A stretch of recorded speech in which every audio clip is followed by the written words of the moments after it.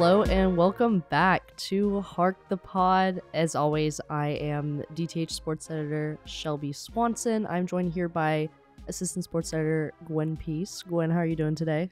I'm doing all right today, Shelby. How are you? You know what? Pretty tired after a long day of, football, excitement, no more bye week. I mean, you gotta love it. But Daniel is also joining us today. Daniel Way, the other Assistant Sports Editor. Daniel, how are you doing today? Doing well. Doing well. Take us through the crew neck selection for today. Oh yeah, so the weather's way colder, and This it's like is true. now I can wear like cargo pants and like some more like I have like red shoes on, so it kind of Okay. like matches. Shout out to Oh. Lainey. Shout out to shoes. Shout out Shout to out to Lainey shoes. Crawley, Yeah. DTH assistant opinion editor. She said it's something called like color blocking. Like I just learned what that meant. So Congrats. I like this though. It's a Nike vintage like Oh, crew neck. Where'd you cop obviously. that? Yeah. eBay. eBay? Always Okay. eBay. Shout out eBay. Not Mhm. sponsored, but I mean, if y'all want, hit us up. Mm. All right. So hopefully, as you guys noticed, we not only had our regular podcast last week, but yet again, we also had a video. So please search Daily Tar Heel on YouTube. Watch this episode, watch last week's episode, watch last week's episode, like, subscribe, comment, etc. You know the vibes. But as always, in terms of housekeeping, we will have plenty of sports coverage from this weekend in, you guessed it, Blue Boxes on Wednesday. So be sure to check that out. And without further ado, let's get into some football recaps. So North Carolina defeated Syracuse with a score of 40-7 in its ACC home opener on Saturday. North Carolina had an outstanding first half, taking a commanding 27-0 lead into the locker room at halftime. Tar Heels amassed 424 yards of total offense, including 280 passing yards by quarterback Drake May in that first half. May just overall had another impressive game, another one of those 400-yard passing games, 3 touchdowns, and just completely dominant performance. But it was slightly overshadowed by the appearance of none other than Tez Walker. He's back. Free Tez. Tez is free. Tez is Gwen, free. you were at that game, and you wrote about Walker, the junior wide receiver, who, again, is finally back after that battle for immediate eligibility. Walker made his debut for North Carolina after being ruled immediately eligible by the NCAA on Thursday and finished the game with 6 catches for 43 yards. And despite not starting, I mean, his performance on the field, we talked about it, just looked completely natural, like he'd been playing with the team all season. And after the game, Walker expressed his excitement, and he described that moment as a dream come true to be playing for UNC. Yeah, it's just dope. I mean, it's just something like I've dreamed about since I was 6 years old when I started playing, being in front of something like that, stuff happening like that. So it's just blessing. It's a blessing.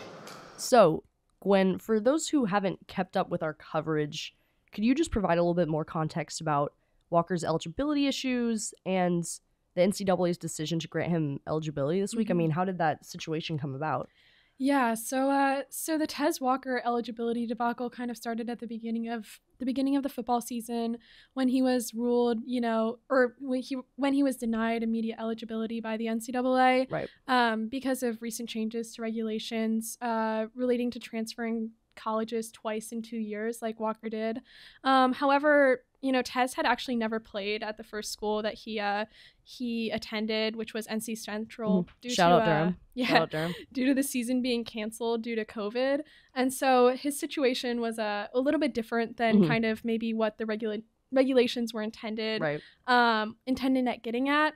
And so he had appealed his ineligible status on multiple attempts throughout the first 6 weeks of the season, but each attempt was denied, which caused Tez to say last night that he thought he had no chance of playing in the regular season, But then on Thursday, in kind of a surprise announcement, the NCAA reached out to head coach Mack Brown around noon and told him that they had changed their minds, reversed the decision, and Tez was immediately eligible.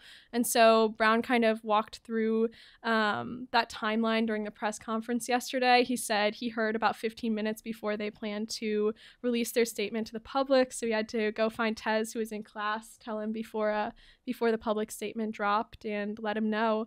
But yeah, it was a bit of a surprise announcement for those following the decision. But kind of Tez said that after he heard, he got right into it, started immediately going over game plans with Lonnie Galloway, who's the wide receiver coach. He hadn't been practicing with the UNC offense for the past 3 weeks, but he kind of jumped right into it. And then we saw him play yesterday, and like Shelby said, it looked like he had been out there all season. Right. And just for context, guys, we record this podcast on Sunday, so when you're hearing us talk about last night, yesterday, that is referring to Saturday, of course, when Walker did play. And I want to talk about that specific moment. What was the atmosphere like at Kenan Stadium when Tez Walker finally took the field? Can you just describe the reactions of the fans and the team when he finally stepped out there and recorded that first catch? Yeah, so I think you've got to start from really the beginning of the game. You know, Tez was the first one who came out of the tunnel. He had the North Carolina flag in his left hand, really led the team out there, and immediately, you know, the fans erupted. Mm-hmm. It's a little bit of a cliche, but I would definitely say the atmosphere was electric. Oh. Yeah, and then it continued into the game. Like Shelby mentioned, he didn't start, but he went in around the 8th minute. Mm-hmm. And then from there, every time that he recorded a reception, the crowd just went wild. You could immediately tell, even from the press box, that it was Tez that had caught a pass because of the crowd reaction. And on top of that, there was pretty significant, you know, team morale reaction to Tez being ruled eligible as well, which is something that a lot of the players mm-hmm. spoke about after the game Saturday night. I know Drake May said that Tez's eligibility had a big impact on the morale of the team. He said something like, it's a great story, he's going to make some great plays for us, and that his presence on the field really motivated the team mm-hmm. to reach that like big blowout standout win that they recorded against Syracuse. And then in terms of his actual performance, like Shelby mentioned, he had 6 receptions for 43 yards over the game. A couple of those instances, he really kind of displayed his athleticism and speed.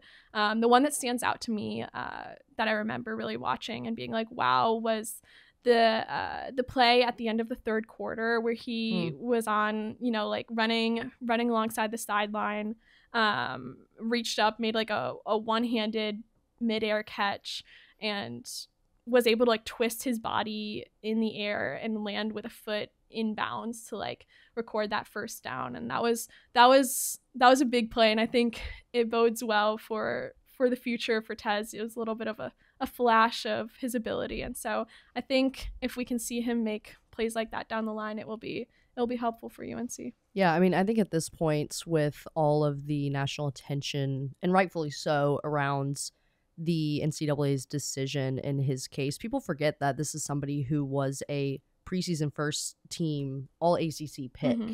I mean, he was going into the season, arguably the number 1 target for UNC at wideouts. And so again, you look at the stats and the 6 receptions, 43 mm-hmm. yards. It's not exactly the, you know, crazy performance that maybe some people were expecting, but I think notably, and we talked about this, Mack Brown said after the game, he was just trying to ease Walker back in there. Right. And like I had mentioned before, you know, Walker really hadn't been practicing with the offense. Mm-mm. So I think he was scouting. He was with the scout team. Yeah. And so I think it's impressive that he was just able to kind of integrate fairly seamlessly. It mm-hmm. appeared, at least, even without, you know, practicing with the offense for the past 3 weeks. So yeah. And I wanted to also ask you about, you were able to speak with his grandmother at the game, somebody that obviously means a lot to Tez. One of the reasons I cited for him returning to his home state of North Carolina, just to be closer with her. Mm-hmm. She's battling some illnesses, and for a while I know he was one of her primary caretakers too. you were able to talk to her, Miss Loretta Black, at the game. What did she have to say, and the rest of his family, just about what it meant for them to be at that game, finally watching him play? Yeah, I got to speak with her at halftime. She was sitting with, I think 10 other members of the Walker family. They pulled up they squad roll out. deep. They squad roll deep. And yeah, she just really was emphasizing how proud she was of Tez. That was her biggest thing. She was like, I'm so proud of him. She talked about her reaction to first hearing the news. I think Tez said that when he first found out, he called her right away, and she screamed so loud over the phone that he had to turn the volume down. But she was like, she told me that she just told him to go out there and do his thing, play his best, and I think he definitely did. So it was kind of a full circle moment. It was the first time she had ever seen him play in college, football in right? College. Yeah, and so it was a big moment. And after the game, he said it was really heartwarming to have her and the rest of his family there. Yeah, beautiful moment, and I think something that just touches to kind of that off the field narrative, off the field story, and probably in a game that was a blowout, really not that many notable storylines coming out. I mean, except for another 400 passing yard performance from May, but again, what's new? I think this is really the story that stands out, very heartwarming moment. But moving along, we got another game next weekend, UNC Football versus Miami. Now, this upcoming matchup, I'm personally very excited about. I think it's going to be a great test for both teams. And it will be the number 12 now, North Carolina Tar Heels, taking on number 25 Miami. They dropped still ranked though after that loss to Georgia Tech, which we'll get into. It promises to be a very exciting and likely, I mean, hopefully for me, I'll be there, closely contested ACC clash. And I'm going to go to Daniel for this one because, Daniel, you're going to that game this Saturday to report for the Daily Tar Heel. What are some of the key storylines that you're looking at? What are the gears turning in your head right now as you're thinking about all the hours of prep you're going to do to deliver us this masterful sidebar on Saturday? Thanks for that, Shelby. So, yes, of course. Let's zoom out and not talk about the game itself. Let's just focus on Miami. So I guess we're zooming in. Now we're talking about the UNC Miami matchup. We're zooming in. Miami's in the gym. For anyone who saw the Georgia Tech game, basically happened like gym, this. Brother. You're up 10-0, then you choke the lead, you're down 17-10, and then you score and then take a field goal. So now you're up 20-17, basically. Okay, play by play. In the 30 seconds left, Georgia Tech has no timeouts. All you have to do is take a knee. That's it. Right. You just take a knee. But instead, basics. I mean, everyone's dad from the couch was calling that. Exactly. Right. Or mom. Yes. But yes. Thank you. But instead they run it, and the worst possible thing happens. They fumble. Bruh. And even then, all your defenses do is get some stops because they have no timeouts. They have to drive like 60, 70 yards. But then instead, Georgia Tech gets a 30-yard completion and then a 44-yard touchdown in the final seconds. All I have to say, I'm looking ATL to see... raise up. No longer undefeated. I'm looking to see how Miami bounces back from this because it's only going to get more difficult for them from here if they want to be one of the top two teams in the ACC to go to the ACC championship. Right. They still have to play Florida State and Louisville on their schedule.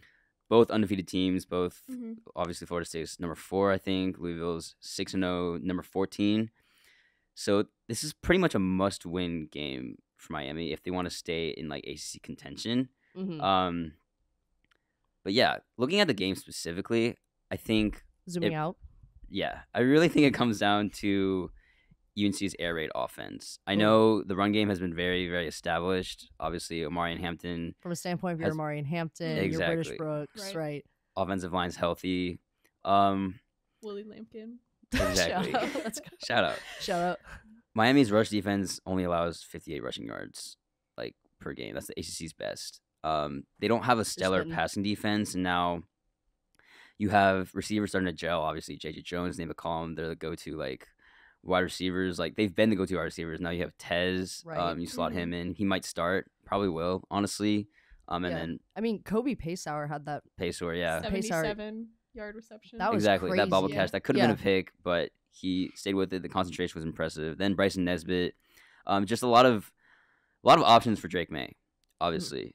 So UNC dominated the run game and the passing game. Like, they had over 200 rushing yards against Syracuse. I don't see that happening against Miami. So it really comes down to the passing game, I think, for North Carolina. Yeah, and I mean, with that exceptionally detailed just outline for us, I think it's time for everyone to lock in their score predictions. And I'm going to kick it over to Gwen. I'm going to have you start this time. Score predictions. Shout out. I've won the last 2 in a row, so. Okay. So just a little calm preface. down. Okay. All right, so I'm gonna say, after UNC's dominant performance against Syracuse, which we've been talking about, I think the Tar Heels really are going to be amped up, have positive momentum to continue performing at a high level. I think the offensively, UNC really clicked against Syracuse. Like Daniel was saying, they utilized the run game and the pass game at a very high level, and so I think they were cooking. I think they're going to be able to continue performing at that high level, especially with the reimplementation of receivers like Tez Walker, who one would assume will just become more and more comfortable the more he's able to practice with the team. I also think notably the UNC defense looked really good against Syracuse, holding them to only 7 points throughout the entire game. And so I think that's going to be key in stopping the Hurricanes. But yeah, Cedric Gray looked really good. I think he had eight tackles, 1 sack. The rest of the defensive line looked really good. And so I think everything's kind of going in UNC's favor at the moment. So I'm going to go with a big score of 37-14 in UNC's favor. Yeah, I'm going to say 31-20. I'm going to call it a little bit closer, and again, we'll see, because I'm not the one who has won 2 score predictions in a row, but let me spit. Okay, I think there's no way in my book the Tar Heels do not put up at least 30 points in the game. I mean, I think that's a given. They've scored 31 or more points in each game, and Drake May obviously has been on fire. He's now at, I think, 1,600 passing yards, 8 touchdowns on the season, and he just tied Sam Howell and Mitch Trubisky with a third 400-yard passing game for tie most in school history. We know the Tar Heels have the ability to put up big points on the scoreboard, and I don't think Miami, despite having quite a solid defense in terms of, the ACC, I don't think they're doing anything to stop that. And furthermore, like we discussed, the Hurricanes' inability to close out the game against Georgia Tech, literally just a basic call to take a knee to end the game, which I think we pointed out earlier in the off. They haven't done that to end a game the entire season. Not sure why, but it raises question marks. That being said, Miami has continued along with its defensive prowess recently. I think they held Georgia Tech to 24 yards passing and 37 rushing in the first half. God. In that Saturday matchup. So I don't think we're going to see 40 or more points from UNC. I'm just going to safe choice, mid-range, 31-20 UNC. Please, I really want that cookout milkshake this week. So for me, just make it happen. Now we're going to go over to Daniel, who I would just like to point out did predict a Syracuse win last week. Roll the clip. If/when North Carolina loses, it's going to be by 1.5 possessions. And is it this game? No, I think so. I'm predicting 35-31 Syracuse. Anyways, so we're done clowning him. Daniel, what are you saying for this week's score prediction? Come a little harder this time, but go ahead. I'm going to go 31-30 UNC. For either team, this is like the matchup of the year so far. It's like the best team played for both teams. I guess. I think I've kind of just been gaslit into thinking that UNC football can't, even though they've won each game confidently, except for the App State game this season. I think I've just been gaslit after the past 2 years how many games they've squeaked by, and I just it's hard for me to predict like confidently that UNC like wins. I'm so sorry that games. It's so hard for you. Like yeah, that must be by really like hard. 1.5, 2 possessions or more, obviously. Dominant wins. That being said, what you got this week? I'm gonna say I agree with you, Shelby, that they're putting up at least 30 points. I will say, given that how like strong UNC's passing game is becoming, like they're only getting better every week. It's just that they like to run the ball a lot on first down and second down, and I think there's gonna be some 3 and outs. I think with North Carolina, given how strong Miami's rushing defense is, there's gonna be some tackles for losses. There's gonna be some just like second down runs that go nowhere, and that just puts like the passing game in like a tough situation. I will say Miami's not particularly good at pressuring quarterbacks. They only have 11 sacks on the year, kind of like sitting near like the bottom of the pack in the ACC. But yeah, I think we're overdue for a close game from North Carolina, and I think this week is the week it'll happen. We'll see. We'll see. You know what? I will say, at this point in the podcast, we were going to have my grandma come in and make a score prediction, but Grandma Schreiber did decline. She said, I'm going to leave the ball talk to the experts, which, I mean, again, Grandma knows her ball, but she did say a UNC win, but no specific score prediction. So I don't think that necessarily qualifies her for the milkshake running. I don't think so. What do y'all think? No. Nah, sorry. You got to lock in a score. Although I will say I've yet to receive a milkshake. So I owe you rain check, etc. We can make it happen. We'll just do, I mean, after you win this next week, we'll just do like 3 at the same time. No, I'm confident. I'm confident in my prediction. Anyways, drop my Venmo in the description. No, I'm playing. Okay. That being said, though, enough football ball talk. Let's move on to some. Oh my gosh! Wait. It can't be. Basketball. Oh my gosh, guys! I've been waiting to say those words, man. It is time for a men's basketball media day special report. Now, the UNC men's basketball team held its annual media day at the Dean Smith Center on Friday, where each player on the roster and head coach Hubert Davis spoke. We took about 12 writers, including ourselves, to the Dean Dome and talked to the players and Coach Davis to get all that reporting, all those quotes, all that content for you guys. I don't know a single outlet that rolled as deep as we did to that media day. Not one of them did. And we asked Coach Davis, all the players, just about their mindsets and expectations for the upcoming season. All of that, I will say, I will tease it for you guys a little bit, will be included in our basketball preview coming out November 1st.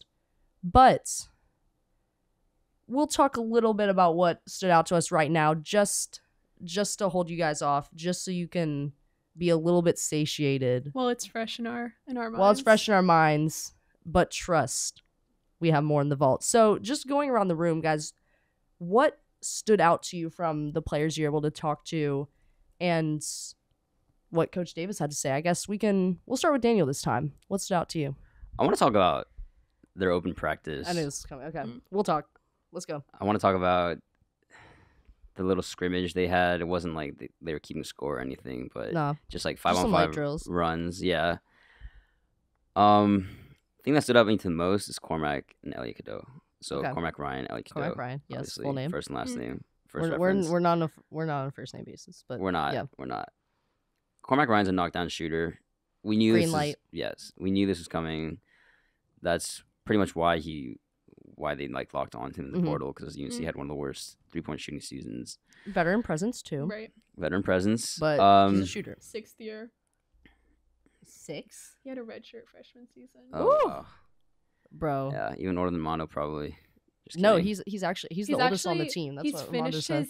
Fun fact: he's finished his MBA and is now getting a master's degree. Wow. Master's degree in what though? In what? Something business related. Because MBA stands for Masters of Business Administration. No, I swear. That's okay. Yeah, no, I know. On God. Trust. Oh yeah, you said on God. On God. Case closed. Yeah. I don't know what the master's is in. But something else. TBD. We'll find that out for you guys. Let me do some research. Let's do some. Daniel, you were saying yes. Cormac is a certainty. I think he's a surefire starter. Just how he can space the floor. UNC just lacked that last season. Like P. Nance was supposed to be like a 3-point shooter, but obviously that didn't work out. out. Fumbled. It's going to space the floor. I wouldn't be surprised if he shoots at least like at a 38% clip on like 5 to 6 attempts per game. That's a certainty coming in. I'm not sure about Elliot Cadeau though. Let's talk. He kind of like, I don't know what's going on, but like he took. And again, this is based on just to be clear, 30 minutes of open practice at media day the other day, which again, as a writer's note, doesn't necessarily resemble real practices. But continue. Yes. What did we see? He had a no-look pass to, I think, I don't know, someone in the corner. I don't want to say Dewey or Rob, but they were cutting baseline and then like it went out of bounds. But that's kind of like a testament to like his ability to like see the floor, make those passes. But court vision. As a first year like smaller guard who like he took like I think 4 to 5 threes and didn't make any of them. And like when you have, I'm not sure how well like RJ and Ellie are gonna play together. Just at a glance, I mean obviously the season's a month away. TBD. But yeah, on another note, in the guard room, Seth Trimble wasn't playing. I think he was not. Yeah, so Creighton Leibel got some reps. Let's go. Some shots. Let's go. I think he hit like a turnaround fade. No, he actually did. Yeah, he did. We saw that. We saw that. Elliot had this like pump fake on Armando. He got him in the air and then just like laid it in. That was nice. That was dirty. I think the main thing is he has to be able to hit like an open 3 if he wants to start. That's true. Look, I'm gonna tell you guys what I saw. And this has to do with my takeaways from the media day. Hubert Davis, he's taking a different approach this year. He said, we're going to play faster. We saw that. Yeah. I mean, they were repping the fast breaks. And as we know, they've kind of brought back that secondary break that was done away with for a bit. He wants to create more disruption on defense. And I think that's exactly what we saw in that open practice session. Again, we saw Hubert Davis super animated, clapping, yelling, pressure. He was trying to get senior guard RJ Davis to push up more on the freshman Elliot Cadeau, who, again, just for context, did reclassify. He's supposed to be a senior in high school right now. And Elliot was the primary ball handler in some of those full court drills we saw, and he was getting dogged. And on purpose. I mean, they had him, Zayden High, some other guys against the starters, the projected starters. Some of the older guys on the team. Armando Baycott, Cormac, RJ, Paxson, probably throwing Harrison Ingram in there. Oh, he was. Yeah. They're trying to just put as much pressure on him as possible. And were there 1 or 2 turnovers at the beginning? Yes, but he found his way around it, hit like a disgusting lay through traffic, created some good shot opportunities from his teammates, and did he look a little exhausted at the end when he was taking those 3-point shots? Yes. Settling. I'd be too. I think they're trying to create a super intense, like hyper game-like atmosphere for him, and we'll see how it pays off. But I hope it's challenging. Yeah. I hope it doesn't look like he's just jogging through practice at the beginning of the season. I'd be concerned. So, that being said, I was impressed with what I saw, and it looked like Davis was really trying to, in that, again, small sample session we saw, implement what he talked about in the press conference, which was giving teams different types of looks on defense. He said last year, saw a man-to-man defense, but weren't really any changes in terms of types of looks. We saw him practicing that in real time in the session, and I also wanted to talk about the last thing I think stood out to me in terms of what Coach Davis had to say. Last year, Davis let his players, as we know, draft a contract of sorts of how they wanted to play, what their core identity would be. This year, he said enough of that, and he made the list himself. Correct me if I'm wrong, but last year, at the beginning of the year, I think it was, the players kind of came together and gave you a list of what they wanted to be, right? No, not this year. I wrote down the list, and this is what we're doing. So the players had no chance to do it on their own. No. And yeah, essentially, when he was asked about it, he said, I'm the head coach. I mean, I think he's in his, and again, this is just me editorializing a bit, but in his 3rd year, he's comfortable and he's in control. And I mean, when people had questions about it, said, I'm the head coach. It was different than what he said last year. It was different. It was a lot different. It was very assured. Not that I don't think he's been unassured in the past, but very assertive. And I mean, as we, I think, heard in that clip, laid out clearly what he expects from the players. He talked about earlier in the offseason giving them a pop quiz of sorts of different core values of the team. I don't think the players performed as well as he wanted them to.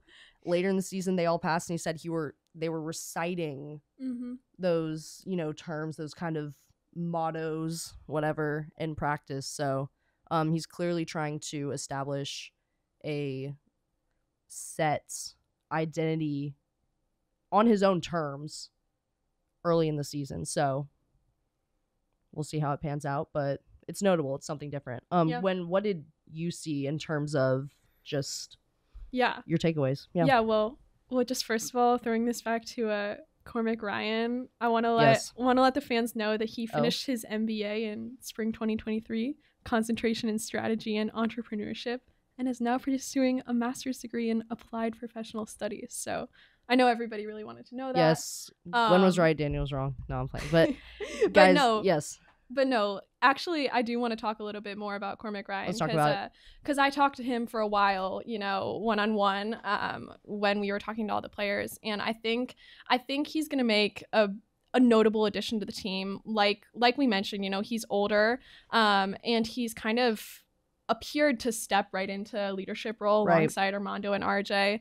And that's something that I talked a little bit about with Armando, and I know RJ had, you know, said similar things about him really stepping and seamlessly integrating into that leadership role. There's a lot of young guys on the team, like we were talking about, Cadeau, Zayden High, and so I think it'll be big to have those three, you know, senior guys that have played a lot of college basketball, you know, at the forefront. And kind of more than that, the team just as a whole looks really different, which is kind of, you know, my takeaway from media day. I think it feels different watching them play, and it feels different, you know, just talking to them. I mean, it's even weird just as somebody who's covered the team in some way, shape, or form over the past 2 years, just, you know, not seeing Caleb there. Yeah. And I think just the vibe feels different, not for the better or worse, but it just feels like a different team. So I think that'll be something to look for. You know, like Shelby was saying, Hubert's taking a little bit of a different coaching style with the new transfers on the team that are expected, you know, play a pretty big role.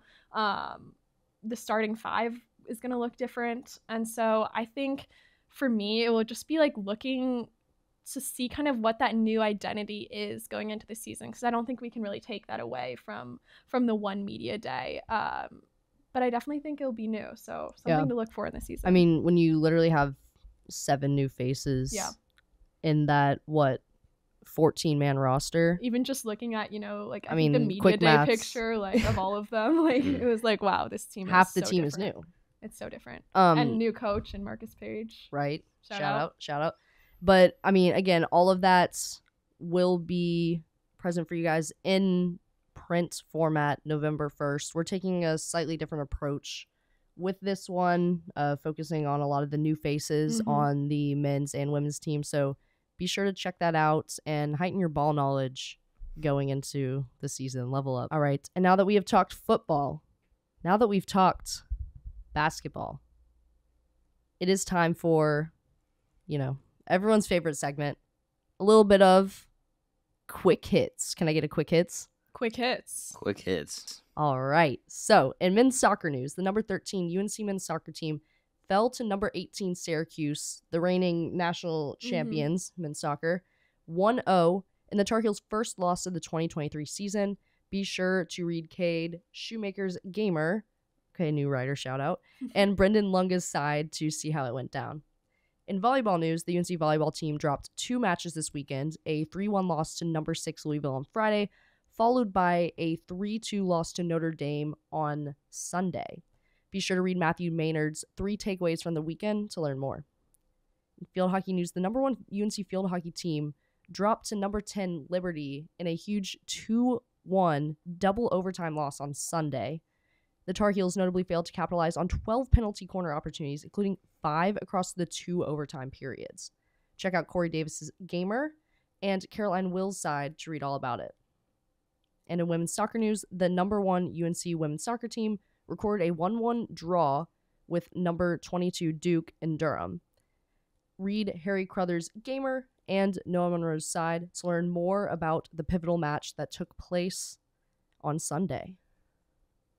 All right. And finally, a few shout outs. Guys, just again, from the bottom of my heart, thank you so much for listening to Hark the Pod. And be sure to keep a lookout for our next episode next week. As always, this episode was brought to you by me, Shelby Swanson, and assistant sports editors Daniel Way and Gwen Peace. And as always, shout out to our audiovisual team for holding it down and to Adrian Tillman for the theme music.